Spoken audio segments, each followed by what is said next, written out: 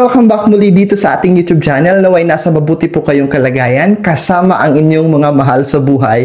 At para naman sa mga subscribers natin na nasa ibayong dagat, nasa abroad, nagsusumikap dahil gustong may mabago ang kanilang buhay at buhay ng kanilang pamilya, dasal ko po lagi ang inyong kaligtasan. Ang content natin ngayong araw na ito ay tungkol pa rin sa mga paghahanda natin sa pagsalubong ng bagong taon. Alam niyo po ba ng ating mga bukana, mga main entrances, mga pangunahing daanan o pasukan ng ating tahanan, ng main door natin ay may mahalagang role na ginagampanan sa pagpasok at pagdaloy ng magandang enerhiya at tagumpay ng ating buhay. Kasama na dito ang prosperity, tagumpay sa kung anumang minimithi sa ating buhay. At kadalasan we are challenged with our financial status in life.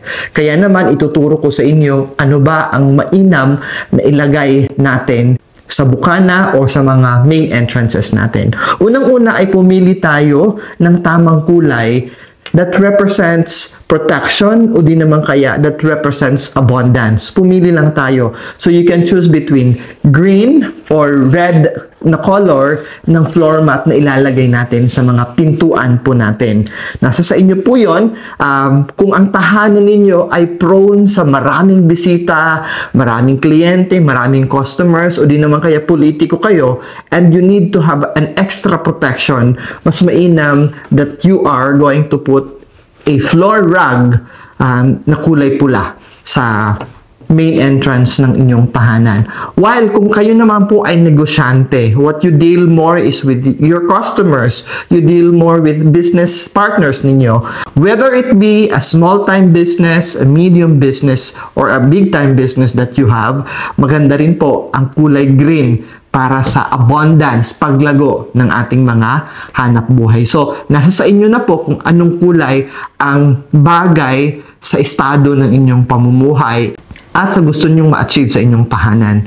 Ngayon, sa pagtatapos ng taon, pwede nyo itong gawin December 29, 30, o di naman kaya 31, basta bago aapak yung alas 12 ng hating gabi.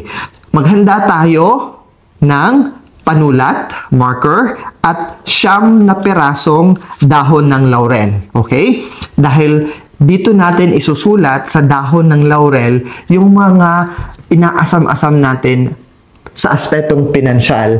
Could it be savings? Could it be income? Could it be earnings ninyo sa negosyo ninyo? Or income mo, sweldo mo, or sa profession mo? So, dito natin isusulat back to back. Halimbawa lamang. Sa isang dahon, ang isusulat natin is 1 million pesos savings. So, yon back to back, ilalagay ninyo 1 million pesos savings. Tapos, ilalagay nyo po ito sa ilalim ng doormat ninyo. Yan. Pangalawa, halimbawa, negosyante kayo, ang ilalagay nyo po is 5,000 pesos daily income. Gusto mo sa tindahan nyo or gusto mo sa shop ninyo ay hindi bababa ng 5,000 yung income ninyo. So, 5,000, at least 5,000 daily income. Tapos, ilagay ninyo yung pangalan ng tindahan or yung store or shop ninyo. Back to back, isusulat din ninyo. Tapos, ilalagay din ninyo sa ilalim ng doormat ninyo. At, the rest, kung ano pa yung gusto nyong ma-achieve financially and on the aspect of material things, pwede nyong isulat dito. Iba-iba. Basta, make sure it's back to back. Or 100 million worth of brand new house and lot sa 2025. Isusulat nyo back to back. Ilalagay nyo sa ilalim ng pintuan. Yun. O di naman kaya 5 million health insurance. Yun. Pwede natin isulat back to back. Then, ilalagay natin sa ilalim ng doormat. So, ilalagay nyo yan lahat na isusulat ninyo both material and financial na aspect sa buhay sa 9 na dahon ng laurel. Ang dahon ng laurel naman po ay sumisimbolo ng tagumpay.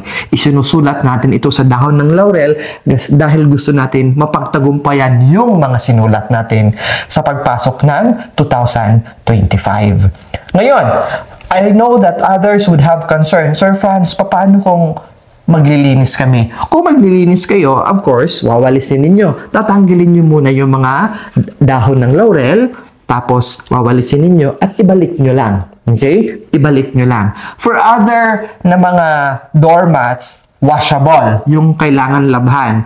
So, lalabhan nyo, papalitan nyo ng bago, at ibalik nyo lang din po yung arrangement sa ilalim ng doormat, yung mga dahon ng laurel. O di naman kaya, yung mabigat na doormat ang meron kayo, yung rubber. So, you can actually tape it. Pwede nyong i-tape. Idikit nyo po ito dito sa ilalim. But by the time nahuhugasan or lilinisan nyo yung doormat, tanggalin nyo lang, i-safe keep nyo lang, tapos kung ibabalik na yung doormat, ibalik nyo rin ulit yung mga dahon ng laurel. Ganun lang po kasimple. Let's not complicate things out, okay?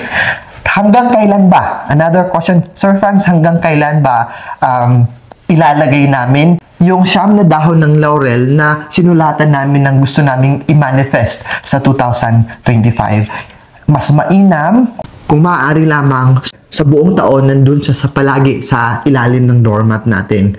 Halimbawa, Sir Franz, yung isa nawala, yung isa siguro natapon, yung isa nilipad ng hangin accidentally kasi maraming tao ang pumunta na move yung doormat. Yung iba nawala. So, what's the best solution for that? Palitan nyo lang. Yung kulang, palitan nyo lang. Alam ko na ikaw na gumawa, maaalala mo kung ano yung mga sinulat mo at alin doon yung nawawala, alin doon yung kulang. Papalitan lang natin. Ganun lang po kasimple.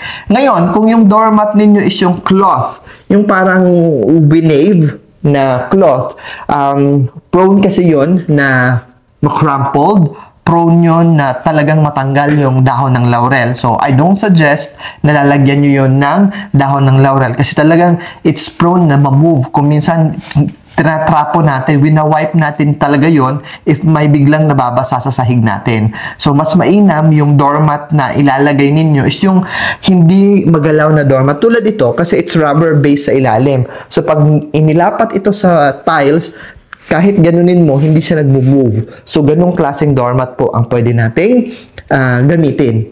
Ngayon, Sir Franz, paano yan? Huli ko na napanood. Don't worry, you can still do this. Kasi yung Lunar New Year natin is on January 29. So, even after the New Year, pwede nyo pa rin itong gawin hanggang sa January 29. Pwede nyo pa rin po itong gawin. Okay? So, there's nothing to worry. You can still do this. At kung meron pa po kayong mga clarification at katanungan, you can actually drop your question dito sa message section ng vlog nating ito. Ngayon, sa mga luma. Sir Franz, yung luma, kasi naglagay kami, luma. Anong gagawin po sa luma na nakalagay sa ilalim ng doormat namin na mga dahon ng laurel? Andito pa po, kompleto. In fact, 12 yon. The last time na tinuro ko po sa inyo is 12. Kasi gusto natin ma-achieve na in the 12 months sa isang taon ay magtagumpay tayo. Ngayon, 9. Why? Because we wanted prosperity and success at mapagtagumpayan natin within 20 years. Kasi nasa period 9 na po tayo. Kaya 9 ang nilagay natin. So, ang gagawin nyo po sa luma, is susunugin lang po yun. Tapos, yung abo, you can just put it on the plants or sa garden ninyo, sa lupa dun sa garden ninyo, o di naman kaya sa trash can. At yung ilalagay nyo na muli is yung bago. Yung bagong sinulatan ninyo, yung bagong mga dahon ng laurel. Mas mainam is buo yung dahon ng laurel ha, mas malalaki para hindi kayo mahihirapan. Lalong-lalo na kung medyo may problema na tayo sa mata natin at hindi na tayo ganun galing makakita, we can ask the younger ones to write it for us. But mas mainam pa rin yung mas malalaking dahon ng laurel. Isa rin pong paalala para sa inyong lahat po na we need to maintain the cleanliness of our doormats. Alam ko na dyan inaapak yung mga alikabok, dyan dumadaan yung sapatos and everything. That's really understandable kasi yan naman talaga yung role ng doormat na hindi tumawid yung dumi, yung alikabok galing sa labas at papasok sa loob ng ating tahanan. But maintaining them clean would actually add success in your life and at the same time mapipigilan nito na makapasok yung negativity sa ating tahanan. So regularly, kung may mga bisita kayong darating, let it be dirty kasi may mga pumasok. Pag alis nila, linisin nyo ulit. Make sure na clean always yung mga doormats natin. Lalong-lalo na sa umpisa, every day, in the morning, malinis yung doormat natin. Ipagpag, o di naman kaya palitan. It's always, kung papalitan, for the concern na, Sir Franz, magpapalit kami ng doormat. Still the same, tatanggalin nyo lang yung mga dahon ng laurel, tapos tatanggalin nyo na yung lumang doormat, at sa bagong doormat na ilalagay ninyo, and then ilatag nyo sa ilalim yung 9 na perasong dahon ng laurel na sinulatan ninyo na gusto nyong ma-affirm at mapagtagumpayan sa next 20 years. Lalong-lalo na sa simula ng 2025. Yan po ang bagong gabay natin sa paghahanda sa bagong taon. Naway napulutan nyo ito ng aral at bagong kaalaman. Muli, maraming salamat po sa inyong patuloy na panonood, patuloy na pagtitiwala at lalong-lalo na sa inyong patuloy na pagmamahal. Kita-kita po muli tayo sa marami pang exciting na vlogs, hindi lamang ngayong papatapos na ang 2024, but for the whole year, sa buong taon po, marami akong gabay na ibinibigay.